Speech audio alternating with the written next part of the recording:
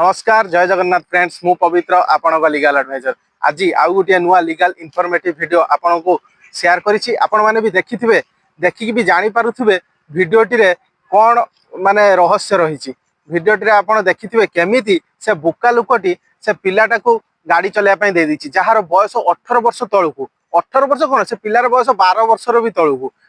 तो एमिति क्षेत्र रे से पछरे बसिथिबा लुकटीर क्षति होबा सहित भी से आगरे चलाउथुवा छोट पिलाटीर भी जीवन जाई पारे एवं गाड़ी जेकोसी जगार पड़ो तो से जगार भी क्षतिग्रस्त हो पाए। लोक मैंने जो मैंने छिड़ा होते क्षतिग्रस्त हो पारती।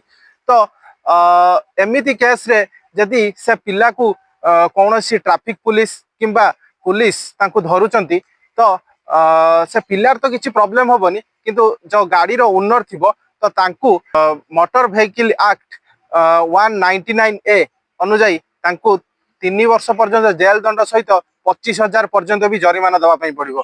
तो बी केयरफुल आपण 18 वर्षर तलू पिला मानू जमारू गाड़ी दिंतुनी यहाँ माने आमर लॉर नाही।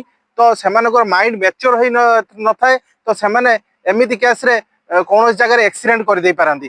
तो जदि आपण गाड़ी दवाई चाहूँ पिला को पिलार 18 वर्ष हो गला परे तांको डीएल ड्राइविंग लाइसेंस काढंतु तापरे से पिला को गाड़ी दे आपण बाहर को छाणतु। किंतु 18 वर्षर तलू को पिला को आपण एमिति इलीगली भाव में गाड़ी दे रास्ता उपर को छाड़ू ना। तो जय जगन्नाथ फ्रेंड्स नमस्कार रहुची पुणी देखा आउ गोटे नुआ लीगल इनफॉर्मेटिव वीडियो रे।